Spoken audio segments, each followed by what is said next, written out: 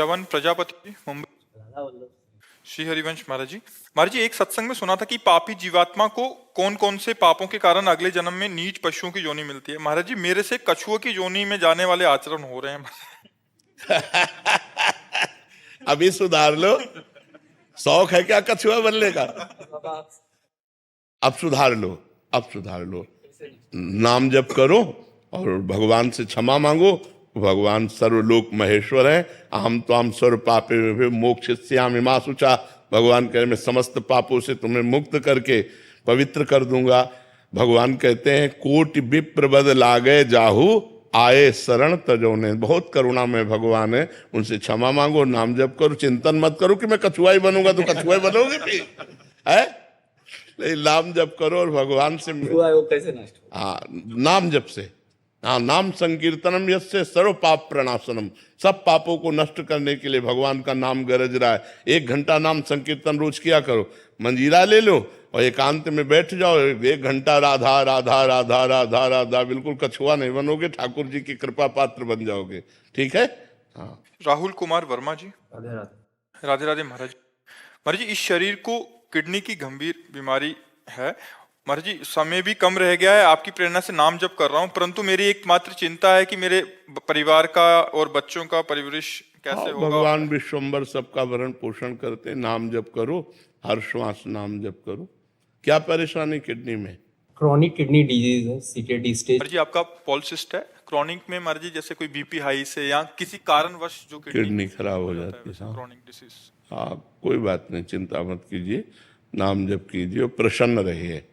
मृत्यु तो सबकी होनी है, एक दिन ही तो होनी है, 100 बार तो होनी नहीं। मृत्यु की चिंता नहीं है उसकी, बिल्कुल भी नहीं। लेकिन बस कभी कभी नाम जप में बेटी का ध्यान आ जाता है, बस उसी के लिए।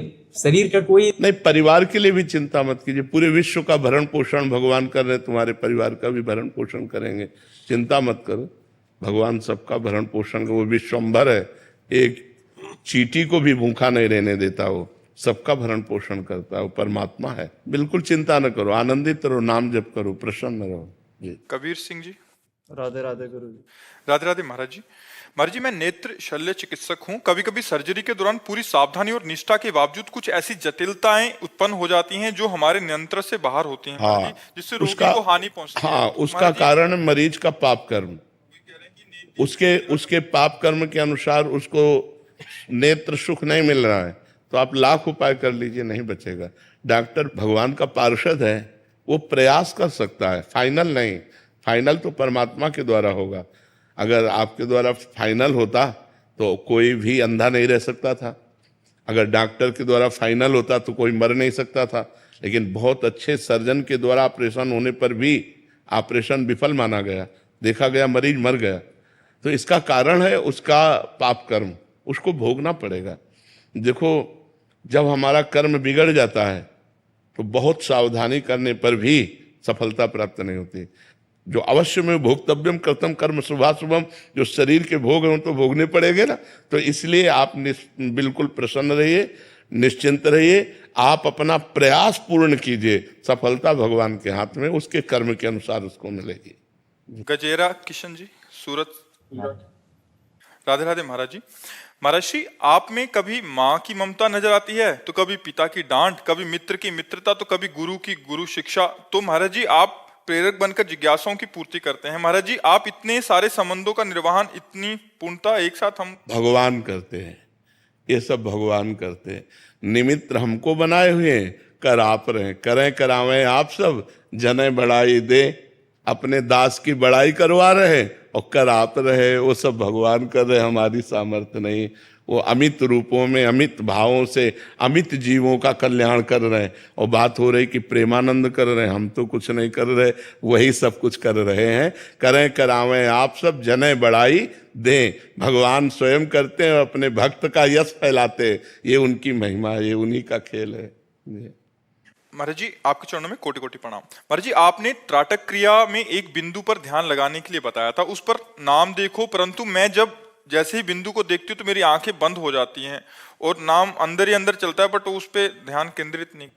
नहीं, त्राटक क्रिया के लिए थोड़ा ब्रह्मचर्य चाहिए। अगर ब्रह्मचर्य ठीक नहीं है तो फिर नेत्रों में वो पावर थोड़ी आता है, किसका प्रश्न है।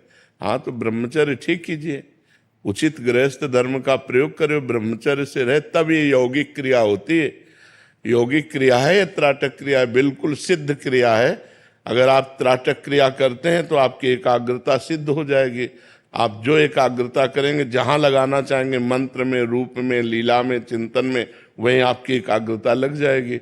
अब आंखें कमजोर हो चुकी हैं, आपके अंदर ब्रह्मचर्य की कमी, इसलिए ऐसा है। ब्रह्मचर्य की पुष्टता से, अब जैसे नासाग्र ध्यान है, आप थोड़ी देर करो, आपका सर दर्द करने लगेगा। अगर आपका ब्रह्मचर्य ठीक है तो घंटों करते रहो, कोई परेशानी नहीं। तो जो यम, नियम, आसन, प्राणायाम, प्रत्याहार, धारणा, ध्यान, समाधि, ये अष्टांग योग के अंतर्गत आता है। तो ब्रह्मचर्य आदि तो यम नियम में अपने आप आ जाते हैं। तो ब्रह्मचर्य की आवश्यकता है। ब्रह्मचर्य थोड़ा संयम से रहो, फिर नेत्रों में वो ज्योति आ जाएगी, वो तेज आ जाएगा कि आप त्राटक कर सकते हैं। और त्राटक क्रिया तो जिधर आप लगाएंगे एकाग्रता उधर ही लगती जाएगी। मोनिका जी सूरत से। राधे राधे महाराज जी। महाराज जी आपके चरणों में दंडवत प्रणाम। महाराज जी, संत ऐसा क्यों होते हैं कि अपने कष्ट, शरीर की बीमारी एवं अपनी आवश्यकताओं को नजरअंदाज करके जीवों के कल्याण, सेवा एवं भगवत भजन के लिए कार्यरत रहते हैं? यही भगवान के भजन की महिमा है कि स्वार्थ बुद्धि नष्ट हो जाती है। जब परमार्थ बुद्धि जागृत होती है तो परहित की भावना आती है। हमारे शरीर से, हमारी वाणी से, हमारे मन से दूसरों का मंगल हो, स्वयं कष्ट सहकर दूसरों को सुख प्रदान करना, ये भक्तों का, संतों का स्वभाव बन जाता है। क्योंकि भगवान सब में विराजमान है, इसलिए वो सबको भगवत स्वरूप मानकर सबकी सेवा करते हैं। स्वार्थ बुद्धि नष्ट हो जाती है। संत, भगवंत, भक्तजन, ये सब परमार्थ स्वरूप है। तो स्वार्थ बुद्धि का नाश होने के कारण ऐसा होता है। नहीं तो संसार में अपने लिए सब कुछ किया जाता है और वो भजन भी दूसरों के लिए करते हैं। जो सच्चे संत हैं उनका जीवन दूसरों के लिए। सर्वे भवन्तु सुखिनः, सर्वे सन्तु निरामयः, सर्वे भद्राणि पश्यन्तु, माँ कश्चित दुख भाग भवेत्। सब सुखी रहें, सब निरोग रहें, किंचन मात्र किसी को भी दुख ना हो, ये संतों का स्वभाव बन जाता है। संतों का स्वभाव होता है परहित, स्वार्थ बुद्धि का नाश हो जाता है। ये भगवान की कृपा से होता है और भगवान के भजन से होता है। पिंकी यादव जी दिल्ली से। राधे राधे महाराज जी। महाराज जी, मैं अपने आध्यात्मिक मार्ग पर किस पड़ाव पर हूं, किस प्रकार जानूं? जब सत्संग करोगे तब। हम कितने योग्य विद्यार्थी हैं, ये जब क्लास लगेगा और टीचर बोलेगा तब पता चलेगा। तो ऐसे ही जब संत महापुरुष जन जो भगवान के सिद्धांत और भगवान के पारम पवित्र मार्ग की महिमा का वर्णन करते हैं, तब हमें पता चलता है कि हम किस जगह हैं, हमारी स्थिति कहाँ है। बिना संत संग के हमें पता ही नहीं चल पाएगा। तो संत संग अनिवार्य है। सत्संग के द्वारा हमें पता चलता है कि हमारी स्थिति कहाँ है। क्योंकि कोई भी गति, मति, कीर्ति, जो भी सदगति किसी को भी प्राप्त हुई है वो साधु संग से प्राप्त हुई। मत कीरति गति भूति भलाई, जब जेहि जतन जहां जेहि पाई, सो जानो सत्संग प्रभाव, लोकों वेद न आन पाओ। केवल सत्संग से ही हमारी सदगति होती है, उन्नति होती है। तो हमें सत्संग में पता चलता है कि हमारी स्थिति कहाँ है। कृष्ण पंचकुला हरियाणा से। राधे राधे। राधे राधे महाराज जी। महाराज जी, मेरा प्रश्न योग वशिष्ठ से है। श्री राम जी और वशिष्ठ जी के संवाद में आता है कि श्री राम जी ने वशिष्ठ जी से पूछा, मुने, जो वाणी से की पहुंच के बाहर है, चैतन्य है, चलन आदि से रहित है, सदा स्वप्रकाश एवं निर्मल है, उस नित्य मुक्त परम नित्यानंद रस ब्रह्म में किसको, किस निमित्त से तथा कैसे वही हमारा तो स्वरूप है। हमारी वाणी को, हमारे शरीर को, हमारे अंतःकरण को जो प्रकाश दे रहा है वो मैं ही तो हूं, कोई और थोड़ी है ब्रह्म। योग वासिष्ठ से प्रश्न तो उत्तर भी उसी से है, कोई और थोड़ी है। हे राम, तू वही ब्रह्म है जो सबका परम प्रकाशक है। तू वही आत्मा है, तू वही परम ब्रह्म है। तो आत्मा, परमात्मा, परम ब्रह्म उसी एक तत्व के नाम है। वो तत्व मैं हूं योग वासिष्ठ के अनुसार। तो मैं मन वाणी के अगोचर हूं, क्योंकि मन और वाणी को प्रकाश मेरे से प्राप्त हो रहा है, मेरी सामर्थ्य से वो सामर्थ्यवान है, तो वो अपने प्रकाशक को नहीं जान पाते। जो सबकर परम प्रकाशक जो ही मनवाणी जहाँ लय हो जाती है वो हमारा स्वरूप है, हमारा ही तो स्वरूप है। वो और किसी और का स्वरूप थोड़ी वर्णन किया जा रहा है, वो अपने स्वरूप का वर्णन किया जा रहा है, जो अपना चिदानंदमय स्वरूप। ये पार्थिव पंचभूत का शरीर हमारा स्वरूप नहीं, ये मन बुद्धि चित्त अहंकार अंतःकरण हमारा स्वरूप नहीं, ये कारण शरीर हमारा स्वरूप नहीं, हम चिदानंद स्वरूप है। पर ये अनुभव करने के लिए साधन पद्धति है। जब साधन पद्धति से चला जाता है तभी अनुभव हो जाता है कि मैं तीनों शरीरों से अलग हूं, तभी वो मोक्ष को प्राप्त हो जाता है। पूरी पढ़ो, योग वासिष्ठ पूरी पढ़ो, बहुत सुंदर है, बहुत सुंदर है। अध्यात्म का बड़ा उत्तम ग्रंथ है योग वासिष्ठ। सुनील जी अफ्रीका से। सीताराम प्रभु। महाराज जी राधे राधे, आपके चरणों में कोटि कोटि प्रणाम। महाराज जी मनोनिग्रह क्या है और भगवत मार्ग में इसका क्या महत्व? बहुत जरूरी है। मनोनिग्रह का मतलब है मन को जाते हुए इंद्रियों के साथ विषयों में जो संयोग की बुद्धि है, जो 5 ज्ञानेंद्रियों के साथ मनाखष्टानि इंद्रियाणी प्रकृति स्थानी करसती, जो प्रकृति में आकर्षित होकर देखने सुनने भोगने छूने सूंघने की आदत है, शब्द स्पर्श रूप रस गंध में जो हमारी 5 ज्ञानेंद्रियां जा रही हैं वो मन के साथ जा रही हैं। मनाखष्टान इंद्रियाणी, उन प्रकृति से हटाकर उसे परमात्मा में लगाना मनोनिग्रह है। प्रकृति से जाते हुए जो मन और इंद्रियां हैं उनको परमात्मा में लगाना, ये हमारा मनोनिग्रह है। और बिना इस मनोनिग्रह के परमार्थ पथ पूरा ही नहीं होता। जो सम दम, सम माने इंद्रियों का विजय प्राप्त करना, दम माने मन का विजय प्राप्त करना, इंद्रियों को अपने विषयों से हटाकर परमात्मा में लगाना, मन को विषयों से हटाकर परमात्मा में लगाना समदम है। जो इंद्रिय निग्रह मनोनिग्रह है, इंद्रिय निग्रह और मनोनिग्रह से ही परमार्थ पथ पुष्ट होता है। इंद्रियां विषयों में लगी रहे, मन भोगों का चिंतन करे तो परमार्थ का चिंतन कौन करेगा? विषयों में लगा हुआ मन बंधन का स्वरूप है और भगवान में लगा हुआ मन मोक्ष का स्वरूप है। नरेश जी राधे राधे। महाराज जी, महाराज जी यदि ईश्वर और आत्मा स्वयं कर्म नहीं करता तो फिर कर्म कौन करता है? ब्रह्म, ब्रह्म, भ्रम करता है, ब्रह्म। ये सारा संसार ब्रह्म में भ्रमित हो रहा है। स्वप्न में आपने कभी स्वप्न देखे? स्वप्न देखे, आत्मा करती नहीं है। करने वाला जो शरीर था वो सो रहा होता है, तो स्वप्न के कर्म कौन करता है? स्वप्न में कर्म होते हैं ना, आना जाना खाना पीना लड़ाई झगड़ा हंसना खेलना रोना सब होता है ना। तो आप जब जगते हैं तो आपको क्या महसूस होता है कि स्वप्न क्या था? क्या महसूस होता है? स्वप्न एक झूठ था, ब्रह्म ब्रह्म था ना, भ्रम था, वो सत्य नहीं था। लेकिन ये कब जाने? जब आप जग गए। उस समय तो आपको नहीं पता। उस समय तो यदि हम गिर रहे हैं तो गिर रहे हैं, पिट रहे हैं तो हम पिट रहे हैं, भूखे हैं तो हम भूखे हैं। जो भी हम देख रहे हैं उस समय में सत्य भास रहा है, लेकिन ना शरीर कर रहा है। आप ध्यान दीजिए, शरीर सैया पे सोया हुआ बिल्कुल कोई कर्म नहीं कर रहा, ना आत्मा कर रहा है, क्योंकि आत्मा प्रकाशवान है, वो करता है। तो कर्म हो किस कर रहा था? मन से केवल कल्पना, केवल भ्रम, केवल मिथ्या, मिथ्या। तो भगवान शंकर का अनुभव, उमा कहूं मैं अनुभव अपना, सत हरि भजन जगत सब सपना। ये पूरा संसार क्या है? स्वाप्निक है।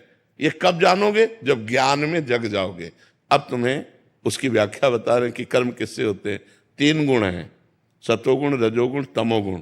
इस माया की प्रेरणा से पूरे 3 गुणों का प्रभाव अंतःकरण पे पड़ता है। अंतःकरण में मन बुद्धि चित्त अहंकार होता है, उसी से कर्म हो रहे हैं। आत्मा प्रकाशक है, पावर है, आत्मा महापावर है। जो माया का भी संचलन उसी से हो रहा है, और माया के संचलन से इनका कार्य हो रहा है। ना आप करता है ना ईश्वर करता है, पर आप करता बन गए। भ्रम से आप करता बन गए, लेकिन स्वप्न में हमने उसको परास्त किया। आप स्वीकार करते हैं तो चूंकि वो स्वप्न था इसलिए बच गए, और जागृत में स्वीकार करेंगे तो आपको भोगना पड़ेगा। आप जागृत में स्वीकार करते हैं, मैंने ये खाया, मैंने ये पिया, मैंने ये किया, मैंने ये देखा, मैंने ये सुना, मैं ये करूंगा, मैं ये कर सकता हूं। यही अज्ञान आपके जन्म मरण का हेतु है। अजन्मा होने पर भी, अजन्मा और अविनाशी होने पर भी मरते हो और बार बार जन्मते हो, इसी कर्ता भाव को स्वीकार करके। आप स्वयं कर्ता भाव को भ्रम से स्वीकार किए हैं, इसीलिए आपको भ्रम से बार बार जन्म और मरण का भोग भोगना पड़ता है, जबकि नहीं है, आप में बिल्कुल नहीं है। आप समझ पा रहे ना? यही भ्रम हट जाए, जासु कृपा सब भ्रम मिट जाई, गिरजा सोई कृपालु रघुराई। तो भगवान का भजन करो, शास्त्रों का स्वाध्याय करो, तो बुद्धि प्रखर हो, बुद्धि में विवेक जागृत हो जाए, तो ये स्वप्नमय जगत का जो अहम कर्ता भाव ये नष्ट हो जाए। ये मूढ़ता से होता है, मलिनता से होता है। अहंकार विमूढ़ आत्मा कर्ता हमिति मन्यते। मैंने ये किया, मैं करूंगा, मैंने भोगा, मैं भोगूंगा, मैंने देखा, मैं देखूंगा, ये जो मैं में है, ये जो प्रकृति में लग गया, यही हमारे बंधन का कारण है। यद्यपि ना आत्मा को कोई बंधन है और ना शरीर को कोई बंधन है। शरीर जड़ वस्तु, इसको क्या बंधन है? बंधन एक भ्रम है, उसी भ्रम को मिटाना है, अज्ञान को मिटाना है। जी। मनीषा दशरथ सिंह जी मुंबई से। राधे राधे महाराज जी। महाराज जी, हम अज्ञानी पहले से वैदिक मंत्र शंकर भगवान जी का करते हुए बड़े हुए, परंतु आपके प्रवचन को सुनने के बाद पता चला कि वो मंत्र गुरु की आज्ञा के बिना नहीं करना चाहिए, इसलिए हमने सांब सदाशिव करने का प्रयत्न किया। आपकी वाणी से ही पता चला कि शंकर भगवान की आज्ञा से ही हमें राधा या राम नाम मिलता है। हमने दीक्षा तो नहीं ली, हम अधम उपांशु नाम लेने का प्रयत्न कर रहे हैं, फिर भी मन बार बार ये क्यों सोचता है कि हमें शंकर भगवान मिल सकेंगे कि नहीं, हम अधम भोले जी का। नहीं, ऐसा संशय तो रखना ही नहीं चाहिए, क्योंकि अगर उनको मिलना न होता तो मुझे मानव देह नहीं देते, उनको मिलना ना होता तो मुझे अपनी तरफ नहीं घसीटते, उनको अगर नहीं मिलना होता तो मुझे माया में फंसे रहने देते। उनको मिलना है, हम योग्य नहीं हैं, पर हम आशा करते हैं कि वो अपनी कृपा से जरूर मिल जाएंगे। और उनकी कृपा का स्वरूप है कि हर समय हम नाम जप करें, हर समय हम भगवान से मिलने की चाह प्रबल करते रहें, हर समय नाम जप करें, हर समय अच्छे आचरण करें, तो भगवान हम पर कृपा करके जरूर मिल जाएंगे। शगुन शरण जी। श्री राधे राधे महाराज जी। महाराज जी, यदि हमें पता है कि किसी एक वस्तु या व्यक्ति की तरफ हमारा रुझान हमारे लिए हानिकारक है, तो अपने मन को उस व्यक्ति या वस्तु से कैसे हटाएं? नाम जप से। जब तक हमारी जानकारी जितना भी अंदर बैठी हुई है उसका हम प्रयोग करना चाहते हैं, तो हम अपने को असमर्थ पाते हैं। जैसे हमें पता है कि ये नहीं करना चाहिए पर हम कर बैठते हैं, हमें पता है ये करना चाहिए पर हम नहीं कर पाते हैं। उसका कारण है अध्यात्म बल की हीनता। अध्यात्म बल जब हमारे अंदर आएगा तो जो हम चाहेंगे वही करेंगे, जो हम नहीं चाहेंगे वो नहीं कर पाए। अभी हम नहीं चाहते कि ये प्रारंभ कर बैठते हैं, अभी हम चाहते हैं कि ये करें पर हम नहीं कर पाते, उसमें अध्यात्म बल की हीनता होती है। तो अध्यात्म बल पुष्ट होता है श्री हरिवंश नाम बल लहो। नाम बल, जो नाम जप करोगे तो देखो मरा मरा रटते हुए ब्रह्म ऋषि हो गए, भगवान के पावन चरित्र को रच दिया। इसलिए नाम जप करो, नाम जप से ऐसा बल आता है जो सब ठीक हो जाता है, सब ठीक हो जाता है। जितेंद्र तिवारी जी। राधे राधे जी। राधे राधे महाराज जी। महाराज जी, आप कह रहे हैं कि आपने एक प्रतिष्ठित परिवार में जन्म लिया, वो मैं अपने पूर्व का ही भाग्य मानता हूँ। फिर कह रहे हैं कि इनकी बच्ची वो भी मेधावी थी, बट उनका एक छोटा बच्चा है वो 2 साल का दिव्यांग हुआ महाराज जी। तो कह रहे हैं कि वो उसकी मैं समझता हूँ कि वो संत की एक आत्मा अपना काम पूरा करने आया। महाराज जी, सवाल ये है कि उसके पूर्व जन्म का फल है या मेरे पूर्व जन्म का फल है, कि कष्ट तो मन को होता ही है महाराज जी? पूरा संयोग होता है, माता पिता भाई बहन परिवार, पूरा कर्मों का जाल बिछा हुआ होता है। प्रधान कर्म उस जीव का होता है और सहयोगी कर्म उसके होते हैं। तो अब जैसे आपका पुत्र है, इस बात के लिए आपको दुख है कि अगर ये स्वस्थ होता, सर्वांग पुष्ट होता, भगवान ऐसा क्यों किया। माँ को भी दुख है, भाई को भी दुख है, बहन को भी दुख है, परिवार को भी दुख है और देखने वाले को भी दुख है। अरे भगवान, इसको ऐसा कष्ट है। तो इन जाल बिछा हुआ है कर्मों का। अगर वही सुकृत का जाल होता तो देख देख के सुख मिलता, माँ को, पिता को, भाई को, परिवार को, समाज को। दुष्कृत का जाल बिछा हुआ है तो उन्हीं को दुख पहुंचेगा जिन जिन को दुख पहुंचना है, क्योंकि कर्म जाल ऐसा है।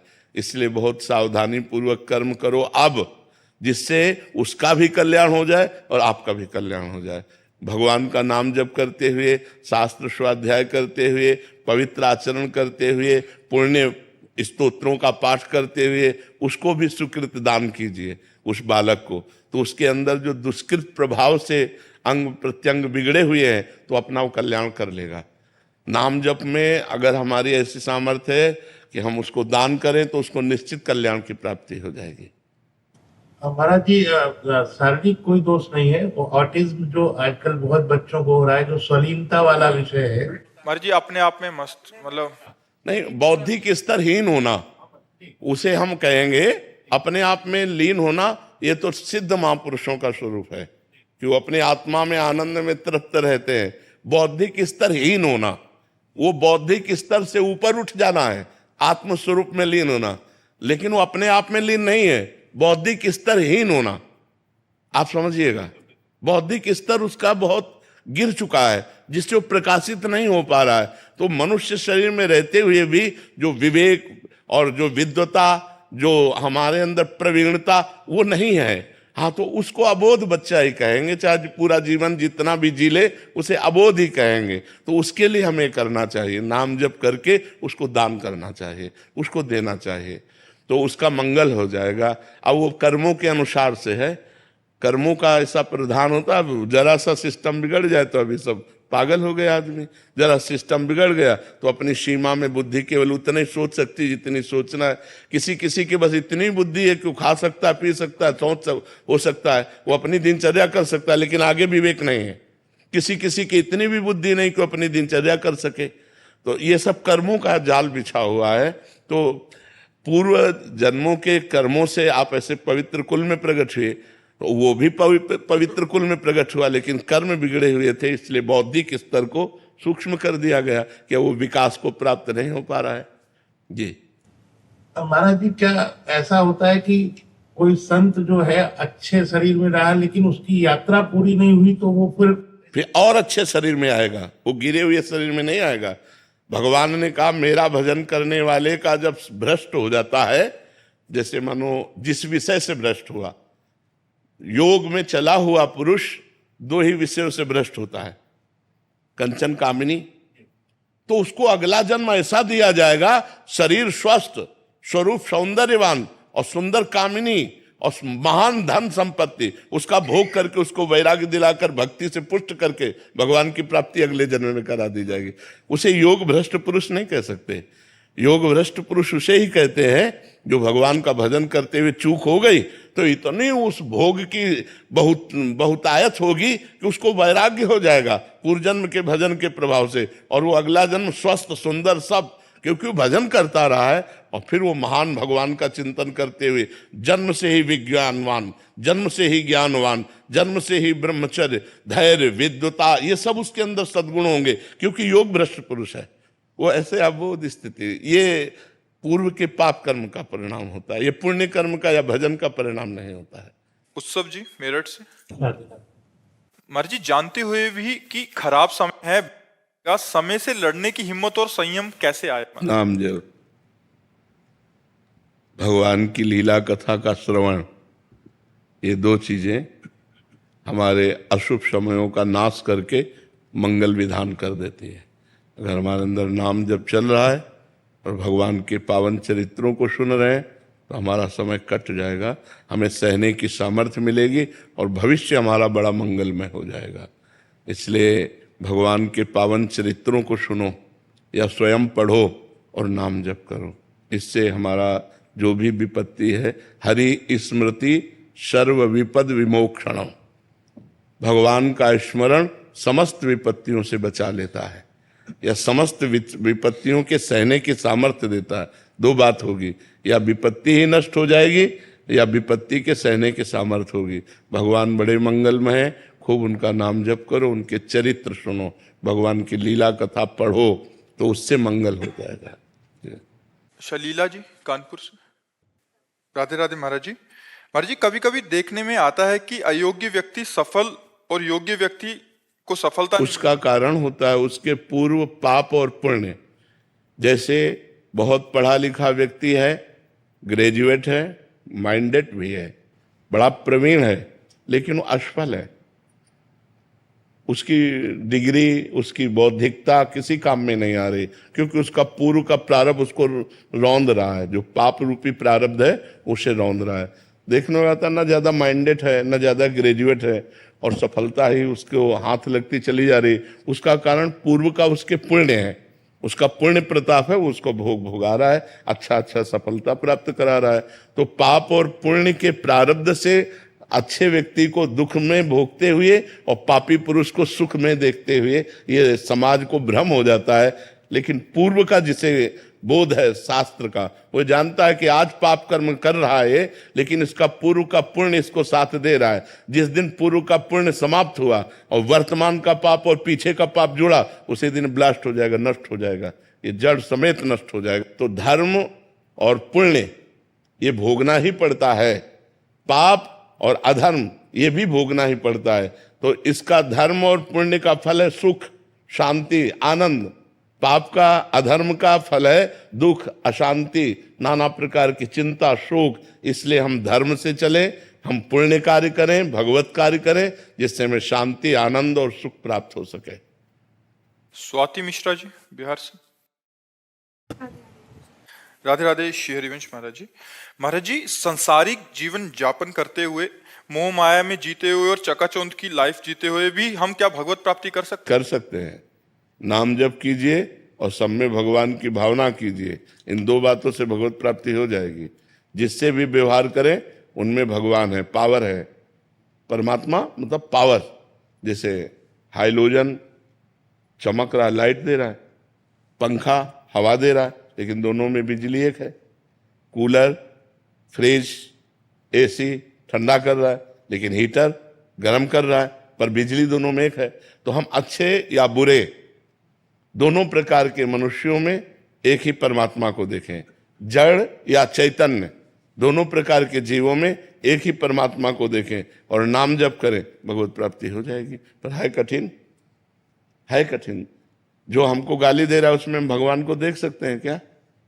जो अनुकूल चल रहा है उस पे तो भगवान को देख सकते हैं, लेकिन जो प्रतिकूल चल रहा है उस पे भगवान को नहीं देख सकते। पहले मैं ऐसे लोगों से नफरत करने लगती थी जो मेरे साथ बुरा व्यवहार करते थे, लेकिन आपके वाणी सुनने के बाद मैंने जिनसे जिनसे मेरी नफरत थी, मैं उनके लिए भी अच्छी चीजें मांगती हूँ कि भगवान उनको सद्बुद्धि प्रदान करें, भगवान उनको स्वस्थ रखें, भगवान सुखी रखें। ऐसी भावना करोगी तो मंगल में तुम्हारा भाव पवित्र होना शुरू हो जाएगा। और नाम जप जरूर कीजिए, नाम जप के द्वारा ही भगवत प्राप्ति होती है।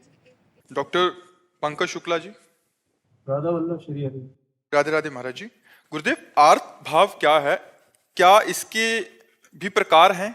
क्या आर्त भाव भी? आर्त भाव का मतलब होता है संकट निवृत्ति। आर्त भाव जब हम संकट में हैं तो उसकी निवृत्ति के लिए जो हम पुकार करते हैं भगवान से, उसे आर्त भाव कहते हैं। वो कई प्रकार की संकट निवृत्ति हो सकती है। शारीरिक संकट निवृत्ति, मानसिक संकट निवृत्ति, आर्थिक, सामाजिक, बहुत प्रकार के संकट हैं। संकटों का तो जाल बिछा हुआ है। संकट निवृत्ति के भाव में भगवान को पुकारना आर्त भाव कहते हैं, कि हमारा संकट दूर हो जाए। जैसे द्रौपदी ने आर्त भाव से पुकारा अपने शरीर रक्षा के लिए कि हमारे शरीर से वस्त्र न जाए। गजेंद्र ने आर्त भाव से पुकारा कि हमारा जीवन बच जाए। ऐसे कई प्रकार के संकट हैं और उनकी निवृत्ति के लिए पुकारना आर्त भाव कहा जाता है। उनको पाने के लिए श्री जी मिल जाओ। हाँ, उनके पाने के लिए भी आर्त भाव से पुकारा जाता है कि प्रभु मेरे में सामर्थ्य नहीं है कि मैं काम विजयी हो सकूं, क्रोध विजयी हो सकूं या निरंतर भजन कर सकूं। नाथ आपकी कृपा से आपकी प्राप्ति हो सकती है, हे भगवान हम पर कृपा करो। और वो आर्त भाव से रोता है, तो इसे भी भगवान की आर्त भाव प्राप्ति के लिए हो जाता है। ये भगवान की प्राप्ति के लिए आर्त भाव हो जाता है। गुरुदेव, रोज रात को कई वर्षों से रोज रात को बैठता हूँ कि आज तो प्रभु को पाके। हाँ बिल्कुल, लेकिन अभी कनेक्शन सही नहीं मिल पा रहा। हमारा जो मन का कनेक्शन है अभी सही नहीं मिल पा रहा। अभी हमको कहीं ना कहीं कोई न कोई भोग प्रिय लग रहा है, अभी कोई न कोई शरीर प्रिय लग रहा है, कुछ न कुछ अच्छा लग रहा है। जब कुछ अच्छा नहीं लगेगा, कोई चाह नहीं रहेगी और सीधा कनेक्शन होगा तो हमारी पुकार पहुंच जाएगी। देखो, भगवान वहीं थे, भगवान को कहीं आना जाना नहीं। जब सभा में द्रौपदी जी को लाया जा रहा था तो उनके मन में 5 पतियों का बल, सभासद धर्मात्माओं का बल, फिर अपने हाथ का बल, फिर दांत का बल, जब देखा कि कोई आश्रय काम नहीं करेगा तब भगवान को पुकारा। तुरंत भगवान वस्त्र रूप में प्रकट हो गए। लेकिन जब तक अन्य आश्रय लिया था तो भगवान वहीं थे, अंतर्यामी रूप से तो वहीं विराजमान थे, लेकिन कोई सहयोग नहीं किया। तो हम रोज रोएं और रोते रोते कभी ऐसा रोना आ जाए हृदय से कि अब तो जिया नहीं जाएगा भगवान के बिना, तो वो कनेक्शन हो जाएगा। रो बिन रोए किन पाइया प्रेम प्यारा मीत, कबीरा हंसना छोड़ दे रोने से कर प्रीत। रोते रहो, किसी दिन सच्चा रोना आ जाएगा और ऐसी व्याकुलता आ जाएगी कि भगवान अनुभव करा देंगे। देखो सर्वांतर्यामी भगवान तुम्हारे हृदय में भी बैठे हैं। ऐसा नहीं है कि वो तुम्हारी सुन नहीं रहे, वो सुन रहे, लेकिन अभी कोई और चाह है, अभी कोई और है अपना। जब मेरे तो गिरधर गोपाल दूसरों न कोई, ये हृदय में बात आ जाएगी और व्याकुलता पूर्ण हम भगवान को पुकारेंगे तो निश्चित वो दर्शन देंगे। जैसे अपने काशी के घाटों में भूख प्यास कष्ट सहते हुए रोज आज महादेव मिलेंगे, आज महादेव मिलेंगे, रोज आशा रहती, और एक दिन ये आशा पूरी हुई।